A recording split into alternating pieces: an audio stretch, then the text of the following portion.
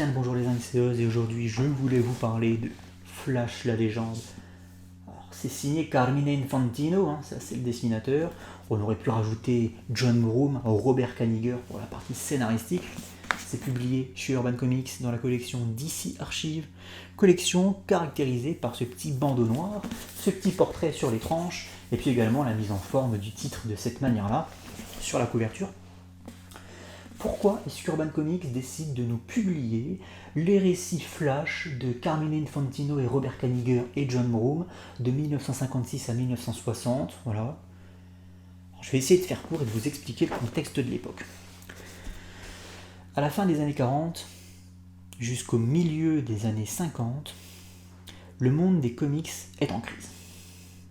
Les ventes s'effondrent, pour plusieurs raisons.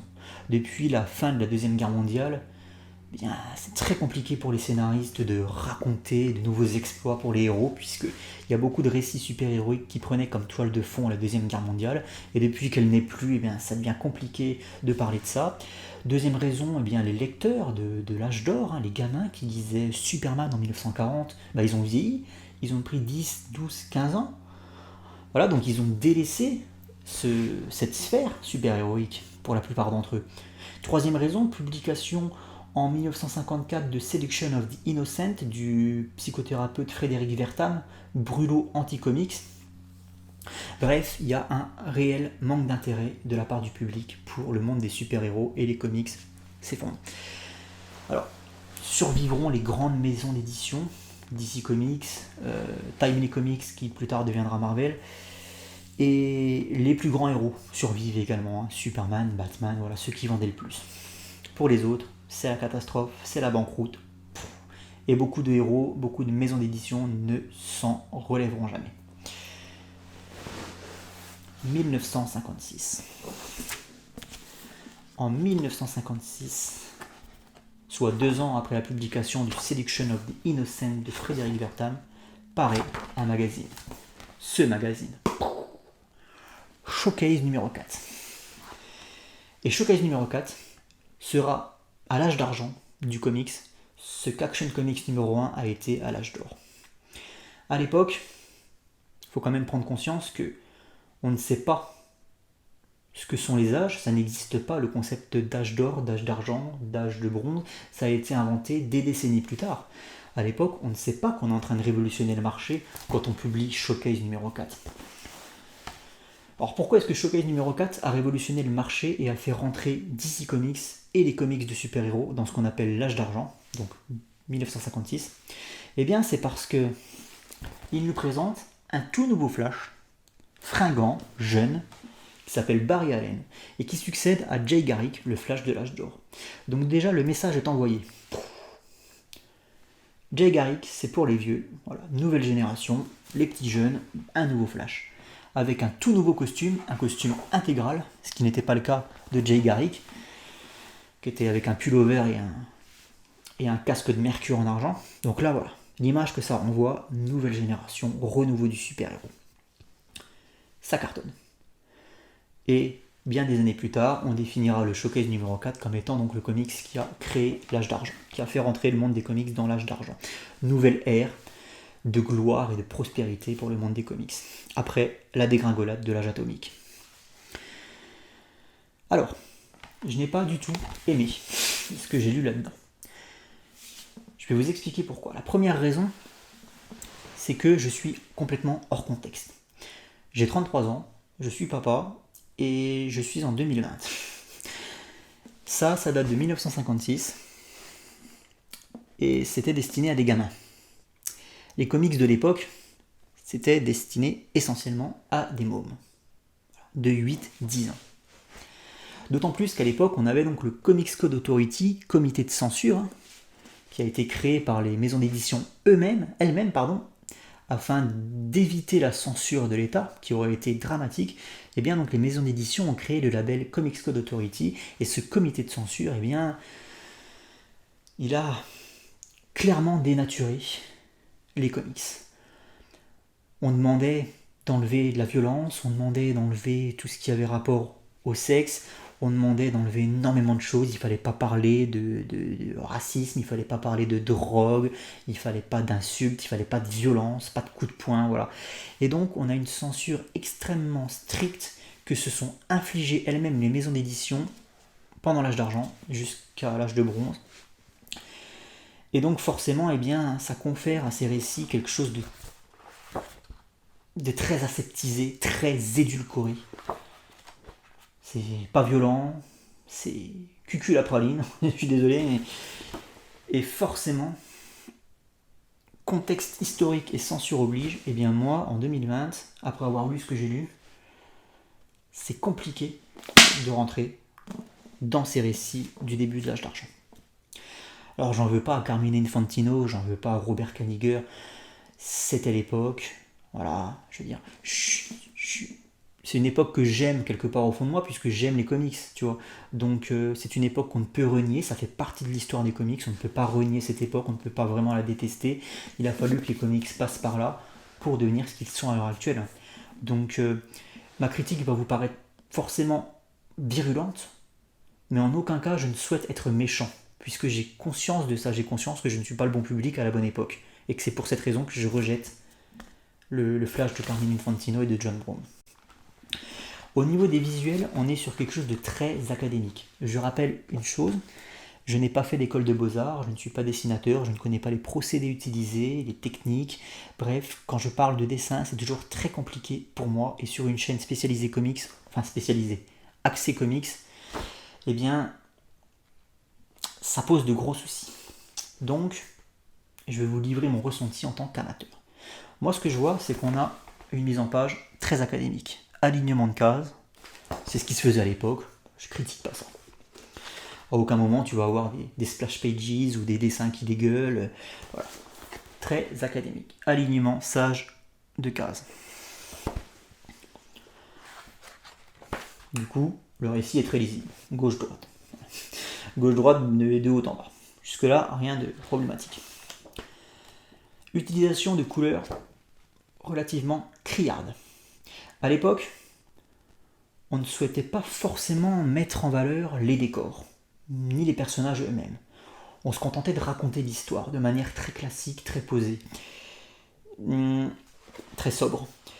Et du coup, eh bien, à aucun moment tu vas être écrasé par un décor comme ça, qui va surgir, qui va se montrer là, magnifique, imposant devant toi. À aucun moment tu vas avoir une impression de grandeur, puisque on se contente d'aligner des petites cases, comme j'expliquais. Donc déjà voilà, t'as pas cette sensation de grandeur, t'as pas de paysages comme ça qui vont te péter à la gueule. Et donc ça pose un gros problème pour moi, parce que moi j'aime bien le côté un peu carte postale de certaines histoires, avec des beaux visuels, des beaux panoramas. Ici à aucun moment tu vas avoir ça. Quand je vous dis que les décors d'ailleurs sont très généralement mal retranscrits, c'est que vous voyez là, on a souvent ce genre de procédé utilisé. On se contente de remplir le fond de case par des aplats de couleurs. Des couleurs d'ailleurs très vives. C'est ce qui nous saute aux yeux quand on ouvre le bouquin. C'est toujours très criard, comme j'expliquais. Voilà, c'est du vert, du violet, du rouge, du rose fuchsia, du jaune pétant. Bref, voilà. Et en fait, on se contente de remplir les cases avec des aplats de couleurs. Parce qu'une fois de plus, on n'est pas dans la représentation des décors. Là où maintenant, tu verrais la pièce dans laquelle il se trouve. À l'époque, on remplissait par une couleur terminée. Donc, un gros souci au niveau des représentations de décors, comme j'explique. Deuxième gros souci pour moi dans ce qui est des visuels, c'est qu'on a une absence complète d'iconisation. À aucun moment les personnages, que ce soit Flash, que ce soit ses méchants, ne sont représentés de manière iconique, avec une contre-plongée, une splash pages, pardon. Et je prends l'exemple, Flash qui met sa bague. Flash qui met son costume. Voilà, petite case ici. Tu vois le procédé utilisé par Flash pour déployer son costume à l'aide de sa bague. Et à aucun moment c'est iconisé, à aucun moment tu vois Flash dans son costume qui est beau comme ça, qui prend la moitié de la page. Ça n'existe pas ici. Les super-héros sont représentés de manière très... à hauteur d'homme en fait. Voilà. Ils sont représentés à hauteur d'homme, tout comme les méchants. Ça manque de splendeur. Ça, c'est le constat sur la partie visuelle. Une fois de plus, je le répète, c'était l'époque. Voilà. C'est pas vraiment une critique que je fais, c'est un constat. Une fois de plus, hop. Maintenant, c'est la partie scénaristique qui m'intéresse le plus et sur laquelle j'ai vraiment le plus de soucis. Il faut bien comprendre que ça, c'est une succession d'épisodes. Peut-être une quinzaine, une vingtaine, j'ai pas compté. Mais on va dire une vingtaine d'épisodes qui se succèdent sans réel lien entre chaque, si ce n'est la présence de Barry Allen à chaque fois, et de Wally West. Mais voilà, il n'y a aucune continuité à proprement parler dans ces épisodes. C'est-à-dire que tu peux en prendre un au pif, sans avoir lu ceux qui viennent avant, et ça se passera très très bien. On a tout le temps la même structure, le même squelette scénaristique. On te raconte tout le temps l'histoire de la même manière. En 4 actes. Premier acte, statut initial. Barry Allen dans son laboratoire. Oh oh! Ah, il est déjà 12h15, mais je vais être en retard pour mon rendez-vous avec Iris. Il faut que je fonce. Deuxième acte, Flash rencontre. Ça va très vite. Un épisode, c'est une dizaine de pages. Bref, deuxième acte, Flash rencontre pour la première fois un nouvel ennemi qu'il affronte. Ça se termine par un match nul, entre guillemets, ou une défaite de Flash. Jamais cuisante. Troisième acte, deuxième affrontement entre Flash et le méchant, qui se termine par une victoire de Flash. Quatrième acte, statut final, qui répond au statut initial. Barry Allen qui arrive à son rendez-vous avec Iris en retard et qui pour le coup se fait tailler par Iris. Ce qui m'emmène sur un autre point que j'ai détesté. Donc là, pour en finir avec cet attrait-là, il faut bien prendre conscience que vous allez lire tout le temps la même histoire avec juste un switch d'ennemi. La seule chose qui va changer d'épisode en épisode, ça va être la couleur des vêtements de l'ennemi. Je reviendrai là-dessus aussi. Mais voilà, les histoires sont toujours racontées de la même manière. Toujours les mêmes procédés, toujours le même comique de situation en début et en fin d'histoire. Je vous montre des petits visuels au passage, histoire d'illustrer un petit peu cette review. Deuxième gros problème, c'est l'absence d'épaisseur au niveau de l'écriture des personnages. À l'époque, on racontait des histoires d'un gentil contre d'un méchant, mais à aucun moment on ne racontait des personnages. Ce que j'entends par là, c'est que les personnages ne sont jamais expliqués. Barry Allen t'est présenté en 2 phrases. Tu sais juste qu'il est blond, parce que tu le vois, mais tu ne sais rien de son contexte social, tu ne sais rien de son contexte familial, de sa situation, tu ne sais absolument rien de lui, s'il est riche, s'il est pauvre, rien de tout ça n'est jamais développé. Tu sais juste que c'est un policier scientifique qui a été frappé par la foudre et qui est devenu un super-héros. Et qui fait ce qui lui semble être le bien pour le commun des mortels. Ça, c'est pour le développement de Barry Allen. Ça tient sur un post-it. Et à aucun moment, on va essayer de creuser pour développer, tout simplement. Et ce constat, vous allez le faire sur tous les personnages. Les méchants, Iris West. Prenons le cas d'Iris West. Iris West ici, très difficile de s'attacher à ce personnage, qui est censé être la demoiselle en détresse. Quoique, pour le coup, c'est pas vraiment une demoiselle en détresse, hein. Beaucoup moins Lois Lane en tout cas. Mais quoi qu'il arrive, Iris West, très compliqué de s'attacher à ce personnage. Ici, elle est réduite au rôle de la petite amie de Barry, qui est une journaliste, dont tu ne sais pas grand-chose, si ce n'est qu'elle est journaliste, méprisante au possible, désagréable. Elle est tout le temps en train de rabaisser Barry parce qu'il arrive en retard au rendez-vous, le pauvre. Et Iris West, c'est une espèce de pain beige comme ça qui est toujours en train de le rabaisser, de le dénigrer en fait. Tu vois, elle est insupportable, donc tu ne peux pas t'attacher à la petite amie du héros. Donc c'est un problème, c'est un vrai problème. Et puis pour ce qui est des méchants, savoir qu'on est très limité au niveau des personnages. On a Barry, on a Iris et on a les méchants. Tu vois très rarement la population de Central City, quoi. Non, vraiment, on se concentre vraiment autour de... Tu vois, ça ferait presque penser à un film Marvel. Ah, je suis un peu obligé de la faire, je suis un petit peu obligé. Puis même dans la façon... Tu vois, quand je parlais des combats, il y a pas d'intérêt finalement, parce que ben, comics que d'autorité oblige, t'as pas de violence, tu sais bien que personne ne va jamais mourir, personne ne sera jamais vraiment blessé, donc quelque part on est un petit peu dans... Tu vois, c'est peut-être ce que font Marvel en fait, hein. Peut-être que Marvel font des films pour rendre hommage à cette période de l'histoire, hein. Ça se peut, hein. Pourquoi pas. Là, je commence à comprendre des choses, là, tu vois. Bref, quoi qu'il arrive, trêve de plaisanterie et de dénigrement, mais je me sens obligé, quelque part, c'est un peu mon fond de commerce aussi. Les méchants. Tout à l'heure, je vous disais que d'un épisode à l'autre, en fait, la seule chose qui change, c'est la couleur de vêtements, du costume des méchants. Pourquoi je dis ça?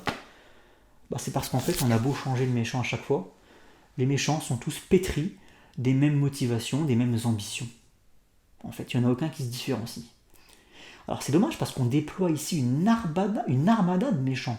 Ici, tu vas avoir vraiment les débuts de tous les méchants iconiques de Flash, hein. Ils sont tous là. Voilà. Ils ont tous été créés par Carmine Infantino et John Brown. Le Trickster, Gorilla Grodd, Captain Cold, j'ai plus les noms, là, le Fifre. Voilà, ils sont tous là. Mais ils se ressemblent tous. À part peut-être Gorilla Grodd parce que c'est un gorille et qu'il a d'autres motivations, quoique. Mais voilà, il faut bien se dire que les méchants ici, leurs noms de famille vont changer d'un épisode à l'autre, leur costume. Captain Cold n'a pas le même costume que le Météo Mage ou que le Mirror Master. Mais les ambitions restent toutes les mêmes.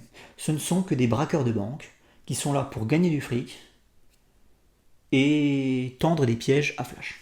Voilà. Tous autant qu'ils sont, ils sont tous, comme j'expliquais, pétris des mêmes motivations, des mêmes ambitions. Donc tu te retrouves vraiment avec un gros problème, et ça tu le comprends dès le deuxième voire troisième épisode du bouquin. Tu comprends que tu vas, pendant 400 pages, te taper exactement la même histoire à chaque fois. Boum, boum, boum. Alors j'abuse, il y en a peut-être une ou deux qui sortent du lot parce que elles sont un peu plus originales dans ce qu'elles racontent. Faut bien se dire qu'on est aux origines de la science-fiction, là. Tu vois, c'était les premiers récits de science-fiction, les années 60, voilà. À l'époque, c'était à la mode, hein, les petits bonhommes verts, les soucoupes volantes, c'était à la mode. Donc, il y a ce côté science-fiction très kitsch. Vraiment très kitsch, pour le coup. Qui a mal vieilli. Mais ça fait partie du charme de l'époque. Et ça a le mérite d'apporter un petit peu d'originalité à certaines de ces histoires. Tu vois, on va jouer sur les dimensions parallèles, on va jouer sur le fait qu'il y a une présence dans l'espace, qu'il y ait des extraterrestres. Il y a une ou deux histoires comme ça qui, vraiment, grâce à ce côté science-fiction qui, pour le coup, comme je disais, a mal vieilli, au moins va se démarquer des autres. Mais pour les autres, c'est juste Flash qui affronte un braqueur de banque dans la rue. Voilà, c'est tout. Donc oui, c'est une lecture qui a été assez douloureuse pour moi. Et je dis pas ça parce que j'ai lu ça avec une manette de Xbox dans le fion. Non, douloureuse dans le sens où 400 pages de boucle temporelle. C'est méta finalement, on parle de Flash, mais 400 pages de la même histoire à chaque fois. 10 pages sur une histoire. Bam, tu passes à un épisode d'après. Ah, tiens, on a un nouvel ennemi, le Météo Mage. Ah, tiens, il fait exactement la même chose que Captain Cold faisait dans l'épisode précédent. Ah, tiens, je suis à la 4e histoire du bouquin, et là, j'ai un nouveau méchant. J'ai le Mirror Master qui fait exactement la même chose que... Voilà. Tout le temps la même chose. À une ou deux exceptions près. Donc, je ne pourrais pas vous conseiller Flash la légende, à part si, comme moi, vous souhaitez étoffer votre culture générale au niveau des comics. Voilà. C'est intéressant, parce que intéressant dans le sens où voilà, tu as les débuts de Wally West, qui devient Flash exactement de la même manière que son oncle. Tu vois, rien que ça traduit quand même d'un manque d'originalité. Bref. Et tu as les débuts de tous les méchants de Flash, qui ne sont au final rien d'autre que des retranspositions d'ennemis qui existaient déjà sous l'époque Jay Garrick. Mais voilà, c'est les ennemis que vous allez voir dans la série télé. Pour ceux qui suivent la série télé, c'est des ennemis récurrents, c'est des ennemis iconiques de l'univers de Flash, donc c'est sympa de voir leur début ici. Mais étant donné que t'as pas de background pour ces ennemis, t'as pas d'origin story, t'as pas de personnalisation, t'as pas de caractérisation pour ces ennemis, c'est tous les mêmes, ils font tous la même chose. il n'y a pas de grand intérêt, quoi. Si ce n'est, voilà, l'intérêt purement historique, comme j'expliquais. Bah, c'est sympa parce que ça te permet de lire ce genre d'œuvre, ça te permet de voir l'évolution, tu vois, qu'ont connu les comics.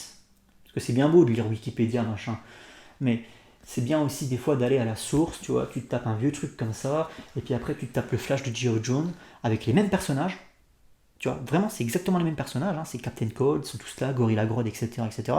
Sauf que tu vois que Geoff Jones, lui, à une autre époque, on est sur des récits beaucoup plus psychologiques, où, alors c'est pas des trucs intello, hein, mais où on a pris le temps de créer des backgrounds, de créer des vrais états d'âme, des vraies façons de penser pour les ennemis, alors qu'à l'époque c'était juste des braqueurs de banque, on n'avait rien à foutre. Voilà.